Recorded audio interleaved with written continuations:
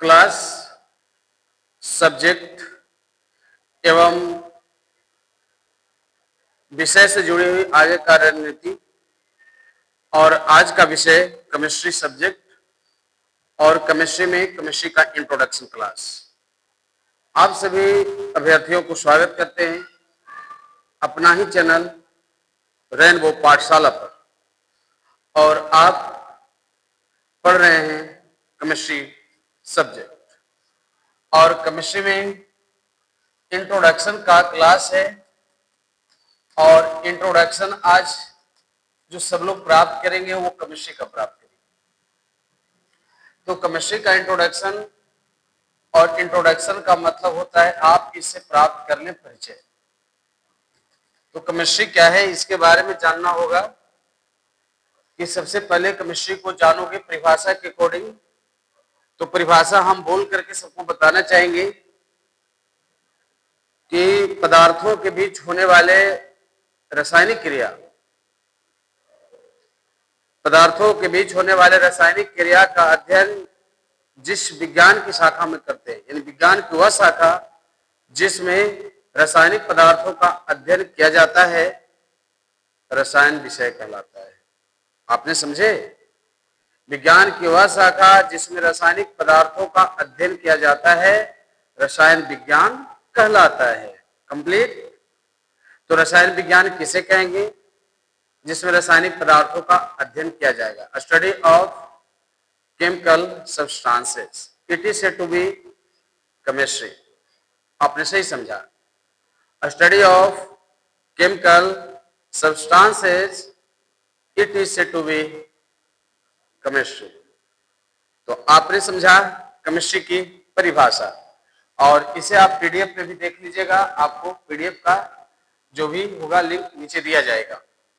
तो केमिस्ट्री, अब इसमें यानी सबसे पहले अब इंट्रोडक्शन, अब ये देखेंगे कि जो केमिस्ट्री है वो उस केमिस्ट्री का जो ब्रांच है, केमिस्ट्री का जो शाखाएं हैं वह कितनी शाखाएं हैं। शाखाएं पढ़ लेने के बाद आप लोग को केमिस्ट्री का ये जनक कौन कहलाए, ये सारे चीजों की आज का सेशन में जानकारी प्राप्त होगा।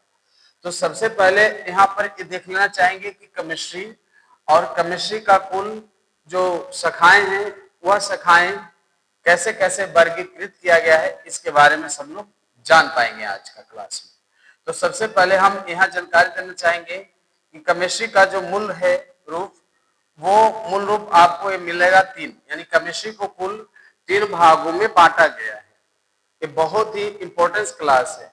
तो केमिस्ट्री को 3 भागों में बांटा गया है।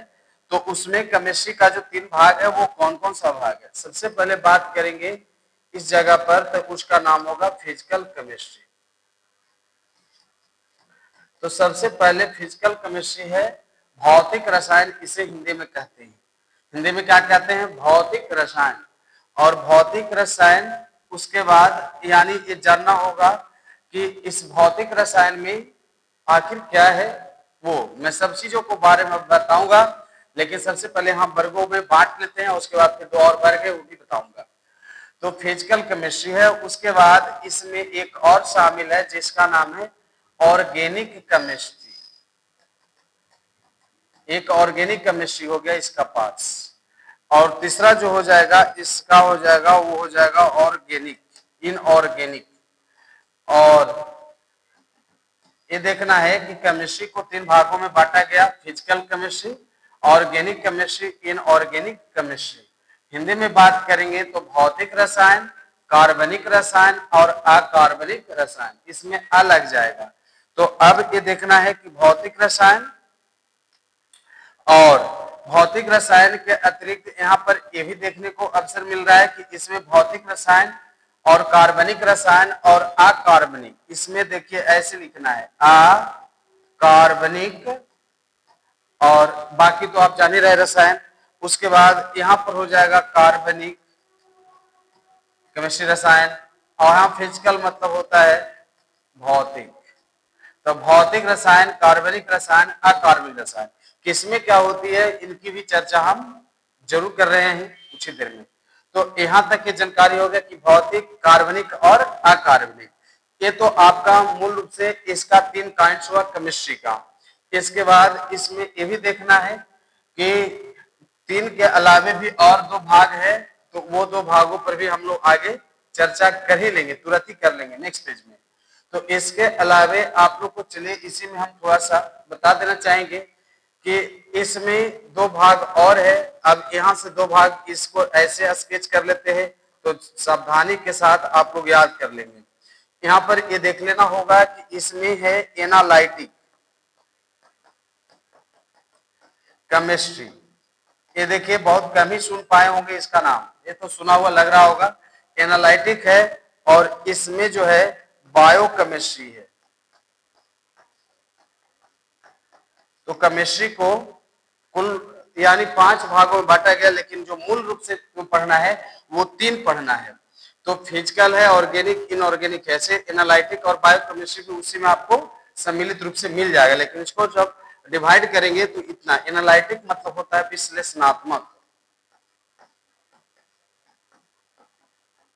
ये विश्लेषणात्मक हो जाएगा। और इस तरह से हम लोग ये देखेंगे कि आखिर विश्लेषणात्मक जब होगा, विश्लेषणात्मक रसायन हो जाएगा। और बायोकेमिस्ट्री मतलब होता है जैव रसायन। तो जैव रसायन हो जाएगा। और जैव रसायन में ये देखना होगा कि आखिर ए जो है एनालिटिक और बायोकेमिस्ट्री जैव रसायन यहाँ नाम हो गया। इस तरह से केमिस्ट्री को 5 भागों में आपने बांटा है। तो यहाँ सबसे पहले हम लोग बात करेंगे नंबर 1 की, जिसमें पढ़ना है फिजिकल केमिस्ट्री।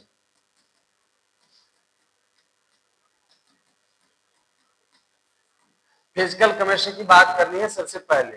तो ये देखना होगा कि जो फिजिकल केमिस्ट्री है उस फिजिकल केमिस्ट्री में क्या सीखना है, इस पर बात करना है। तो फिजिकल केमिस्ट्री में हम आप लोग को बताना चाहेंगे कि आखिर फिजिकल केमिस्ट्री में किसकी अध्ययन की जाती है, किस तरह से उसमें व्याख्या मिलेगा।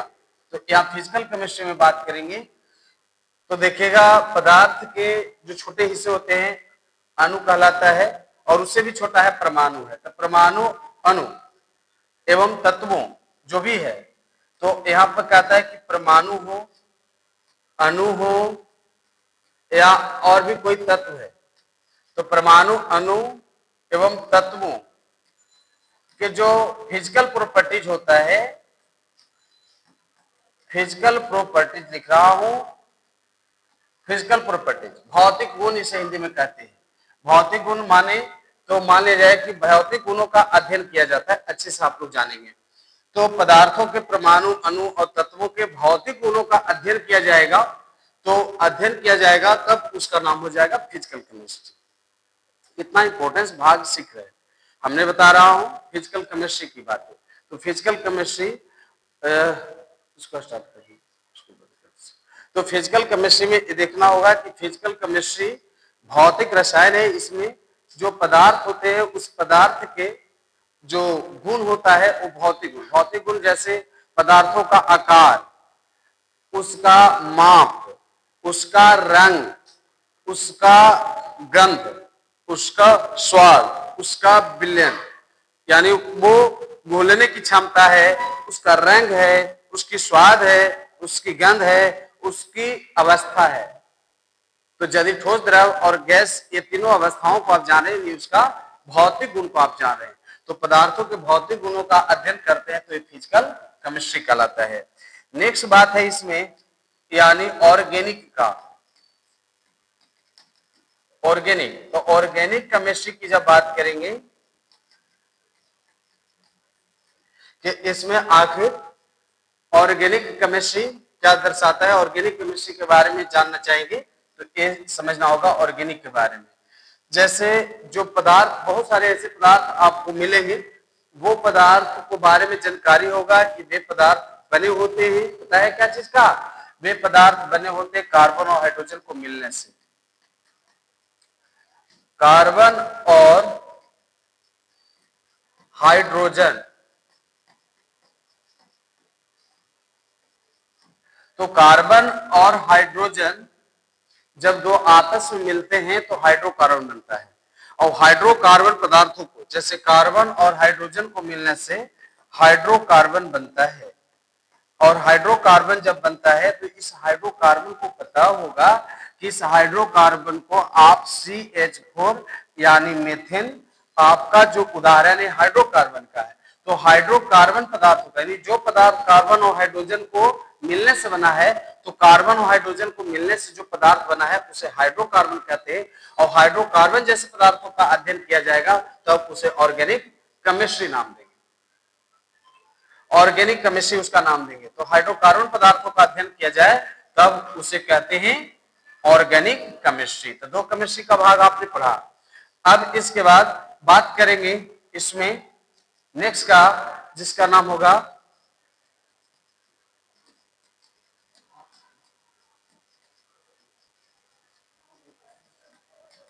इनऑर्गेनिक केमिस्ट्री का।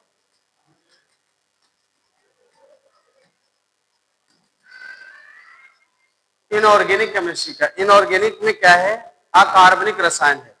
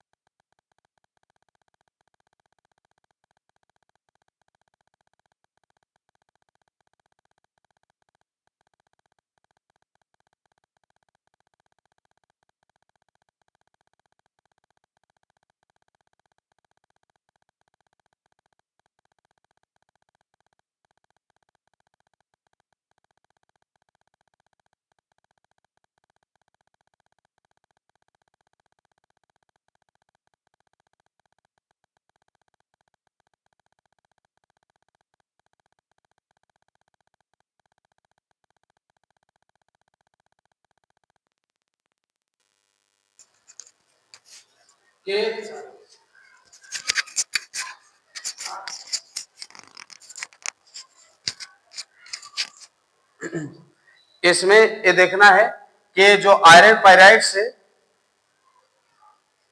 चार्ज है ना,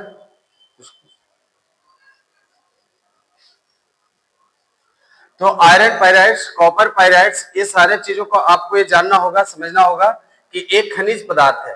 अब अयस्क जानते ही हैं, अयस्क, अब अयस्क में गैंग मैट्रिक्स का नाम तो बिल्कुल जानते हैं।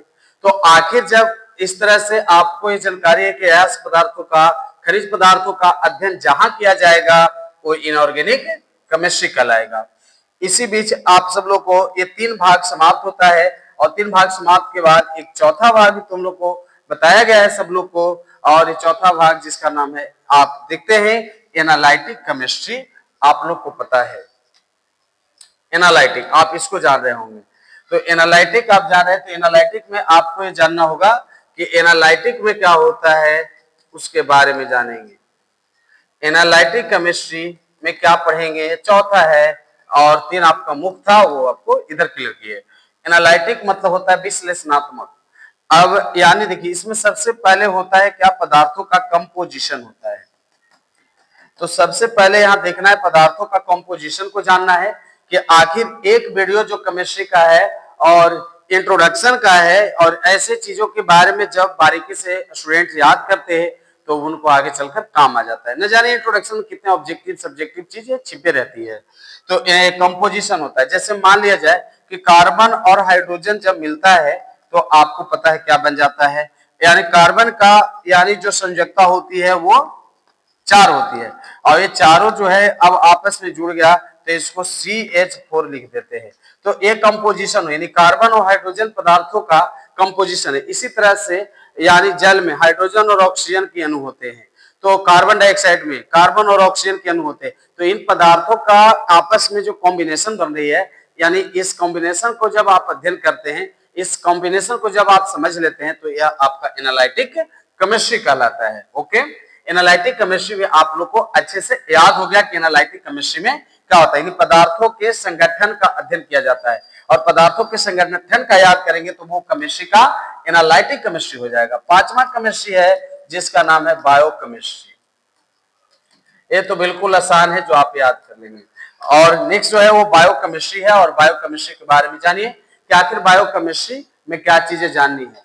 कहता है कि इस संसार में जितने भी जीव हैं, तो जीव हैं तो उनके ऑर्गेनिज्म कहेंगे, वैसे जीवों, तो जीवों के जो शरीर है, जीवों के शरीर में होने वाली होने वाली, क्या होने वाली? अब तो लग रहा हो कि कुछ हो रहा है, तो क्या हो रहा है इसको तो जानेंगे। तो जीवों के शरीर में कुछ हो रहा है, तो जीवों के शरीर में होने वाली क्या है? होने वाली केमिकल रिएक्शन को, तो जीवों के शरीर में होने वाली केमिकल रिएक्शन यानी रासायनिक क्रिया। अब केमिकल रिएक्शन जो होगा रासायनिक क्रिया होगा, तो जितने भी जीव हैं इन सभी जीवों के शरीर में होने वाली केमिकल रिएक्शन का अध्ययन जब आप कर लेते हैं, रासायनिक क्रियाओं का अध्ययन करते हैं, रासायनिक क्रियाओं के द्वारा क्या होता है, यानी मान लीजिए शरीर में भोजन है तो भोजन का डाइजेशन प्रोसेस होगा, इवेंट्स फॉर्मेशन ऑफ ब्लड होगा। तो आखिर ये सब किसका रिजल्ट है? Formation of blood. तो ये सब किसका परिणाम है आप लोग बताइए? यानी जीवित संसार में जो जीव जीवित है, ये सारे जीव जो जीवित है वो जीवित है तो उनके शरीर में क्या हो रही है? उनके शरीर में हो रही है रासायनिक क्रिया। और रासायनिक क्रिया यानी जीवों के शरीर में जब रासायनिक क्रिया होती है तो ऐसे विज्ञान की शाखा को जैव रसायन कहिए, कोई दिक्कत नहीं होगी, जैव रसायन इनको कहा गया है। अब इसके बाद है कि फादर ऑफ केमिस्ट्री भी तो जानना होगा ना कि आखिर फादर ऑफ केमिस्ट्री में किनका नाम शामिल है, ये भी आप लोग को जानना होगा, अच्छे से जानना होगा। और फादर ऑफ केमिस्ट्री की जब बात करेंगे तो अच्छे से जानना होगा कि आखिर क्या होती है फादर ऑफ केमिस्ट्री के नाम में और उनकी नामों का चर्चा में। तो देखिए फादर ऑफ केमिस्ट्री की जब बात करेंगे तो इसमें आपको सबसे पहले पता करना होगा कि फादर ऑफ केमिस्ट्री लेवोजियर साहब है, यानी लेवोजियर साहब को फादर ऑफ केमिस्ट्री कहा गया, यानी केमिस्ट्री का जो जनक है वो लेवोजियर साहब है। और लेवोजियर साहब को केमिस्ट्री का जनक कहा गया है, केमिस्ट्री का फादर कहा गया है।